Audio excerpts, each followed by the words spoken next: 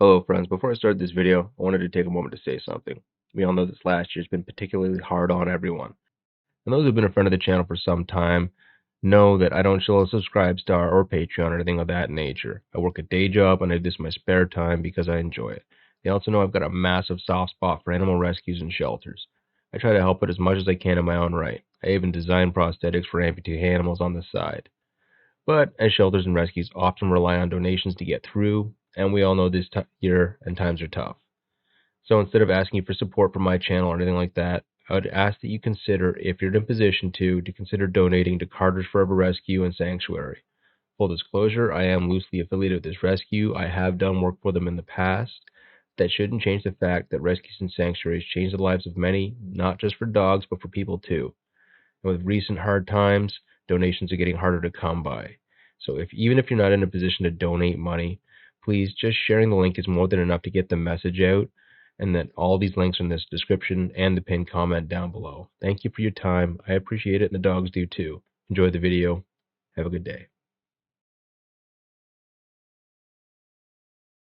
Welcome back, friends, to another Bolo versus video.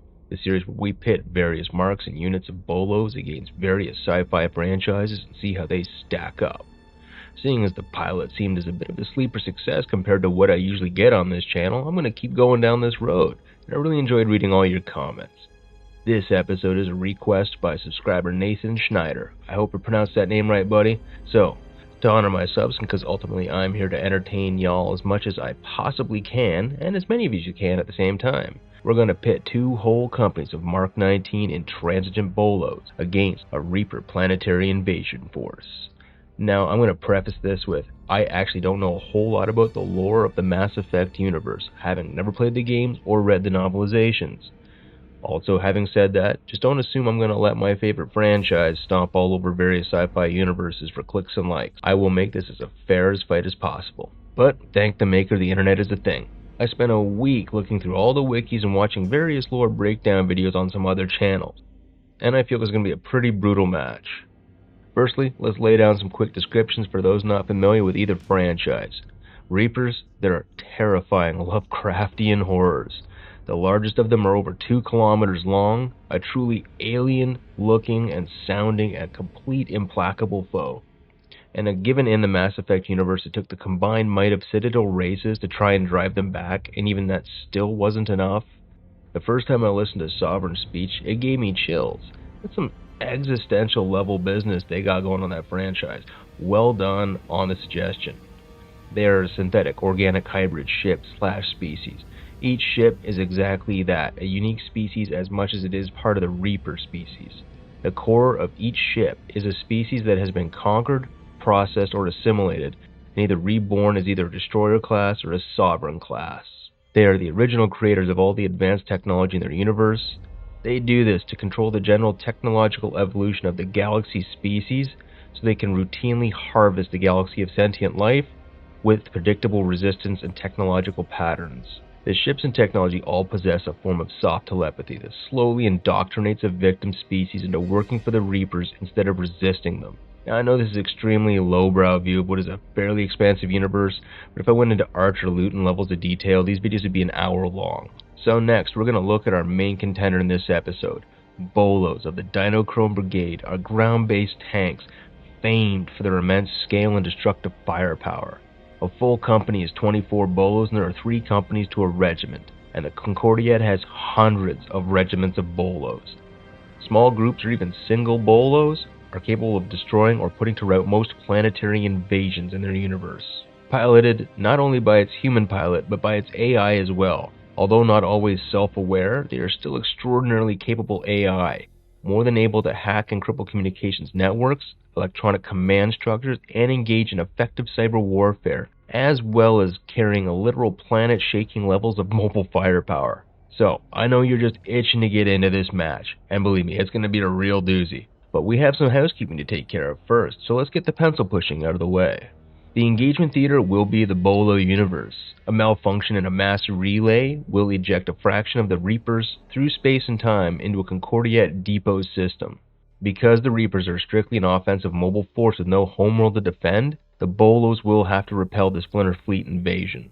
There is no outside reinforcements available, no orbital bombardment, indoctrination on the Reapers will be allowed, and Bolos will be allowed resupply for as long as infrastructure exists on their depot world. Alright, so next let's look at our loadout and order of battle. We're going to start with our defenders. Two companies are 48 Mark 19 Bolos. The Mark 19 was the last mark introduced before fully self-aware AI was incorporated into all future marks. This is a tactical assault version. It's meant to work in groups or teams. However, that's not to say it's not dangerous nor smart by itself. These were extremely dangerous for its time, stupidly dangerous. Packing a 60 centimeter Hellbore plasma cannon, clocking in at 1.5 megatons per second output, Hellbores of this classification could effectively engage targets out to mid-orbit. She's also carrying 16 ion bolt infinite repeaters, which are smaller yield rapid-fire plasma weapons, 8 times 30 centimeter howitzers, and breech-loading mortars. PDF and anti-personnel clusters around the base of the tank with overlapping fields of fire. And the introduction of the mono-permeable anti-kinetic energy siphoning battle screen, which, if you remember from the last video, is the screen which not only negates kinetic bombardment but captures a significant fraction of the energy for the Bolos' use. A multi-layer laminate armor hull, and it's all surrounded by an ablative plasma-shedding ceramic tile. While not fully self-aware, they utilized a rudimentary AI that was still more than capable of defending against any known electronic warfare attack for the era. Now for our attackers. A splinter fleet of Reaper ships totaling 270 Sovereign class, 600 destroyers, and 50 processor ships. Now even though I say ships, these are capable of planetfall and behaving like multipedal walkers. However, during flight in a gravity well, apparently that requires the use of reduced shields so they can adjust their mass accordingly, at least from what I can find on the wikis. Their main weapons are a magneto-hydrodynamic cannon, which is essentially a railgun that shoots a jet of molten metal at a fraction of the speed of light, like a super soaker from hell. However, I could find a consistent actual output for these things. Its output ranges from 132 to 450 kilotons per shot, so about anywhere from 10 to 30% the power of a Bolo's main gun shot. They also carry laser beam slicing weapons in the legs, PDF systems, and contingents of Oculus drones, which are little remote drone fighters. The destroyers have a PDF and slicing beam layer systems. Their electronic warfare capabilities are on par with Concordiat systems, so given that they're so evenly matched, I think in this, they're going to pretty much negate each other. The processor ships will only possess PDF systems. All possess very durable armor even by the Defender standards and anti-kinetic shielding, which will shrug off most kinetic type ordnance, but is extremely susceptible to extreme heat and radiation. As well as they have the indoctrination ability, where being in the prolonged presence of Reapers or their technology will cause you to slowly and irrevocably work towards Reaper goals, thinking them your own. So the Reapers are actually capable of turning and converting the native populace actively and passively against the Bolos for a prolonged period of time on the planet. This was the fight the Bolo was built for, so lock in your crash couches, link into command, and start this battle of war gods. As the main Reaper fleet approaches the Milky Way galaxy, an advanced group finds a mass relay at the very edge of the galaxy's halo. Using the relay to begin the invasion, it's subjected to a massive burst of energy and radiation as two neutron stars nearby collide. The fleet is sent hurtling through the fabric of space and the universe to a strange new place. It looks so very similar to the universe they left. Even the stars are almost in the same place, but there's no contact with Harbinger or the others. However, they hear other noise. EM radiation coming from the lone inhabited planet in the system they emerged in. They decide they need to cover up their arrival until they can rejoin the rest of the fleet or figure out what's going on. They will purge this planet and leave for dark space once again. After expending most of their Oculus drones against the orbital defenses, the Reapers move in quickly towards the surface to reduce the time their shields are not at maximum strength. On the depot world of Pascal's Wager, 1st and 2nd Company, 9th Regiment, the Warlocks and Black Stars are loading and preparing for the deployment to the Deng border. Their transports are on the ground depot pods loaded and locked in the racks.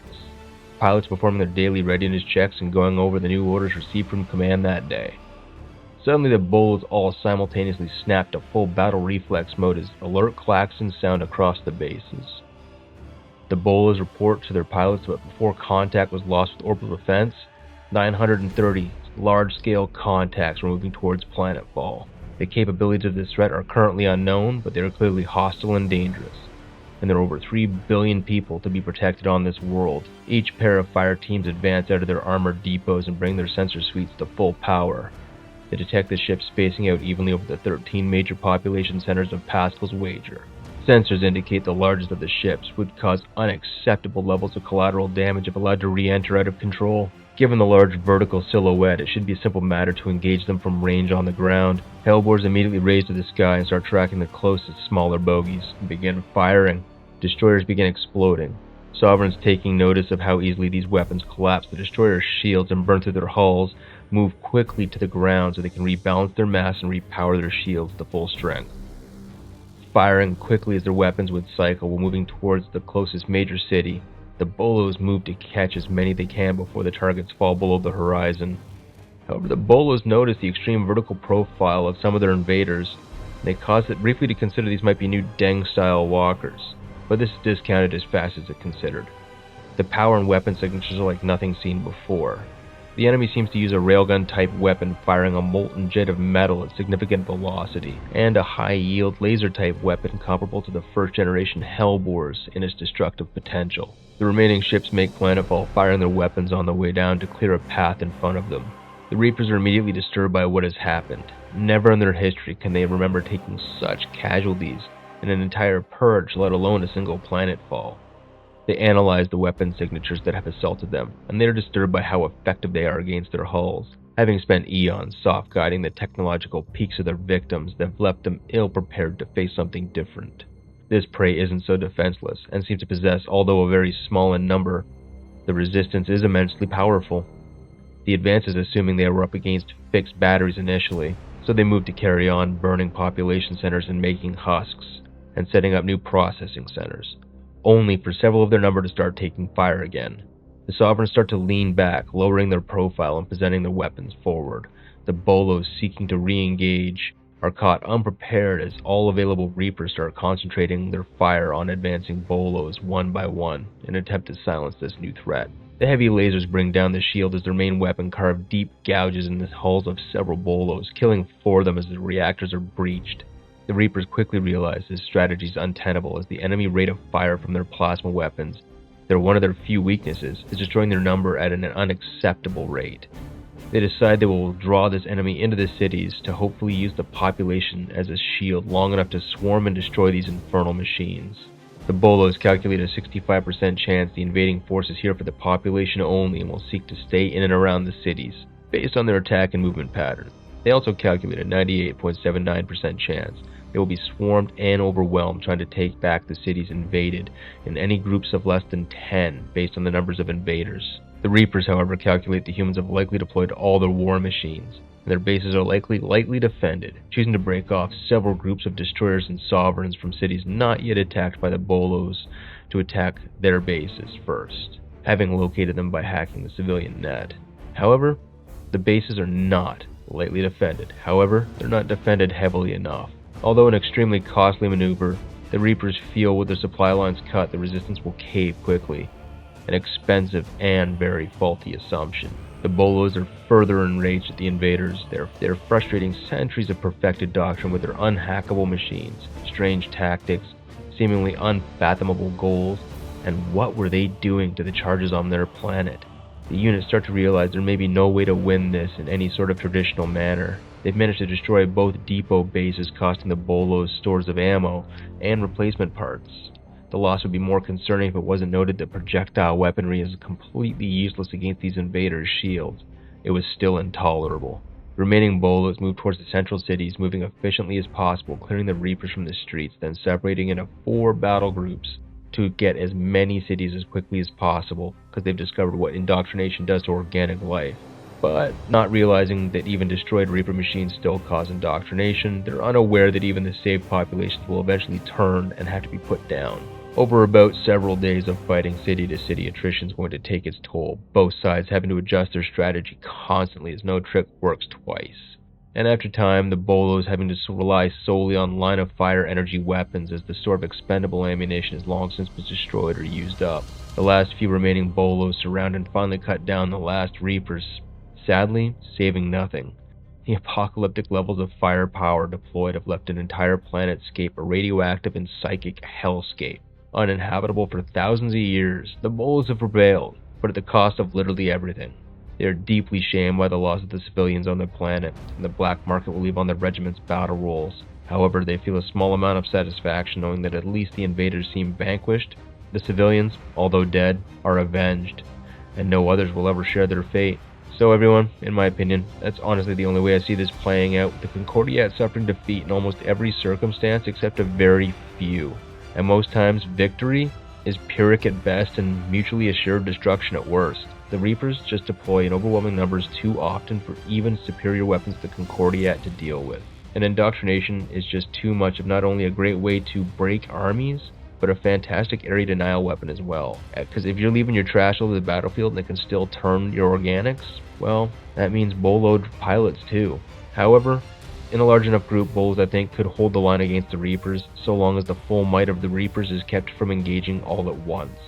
And with that guys, that's just one geek's opinion. Clearly you can always craft your own story around this, and I'd love to hear how you think it would play out in the comments down below. And I'd love to see what Bolo versus and who you want to see them take on next. Peace guys.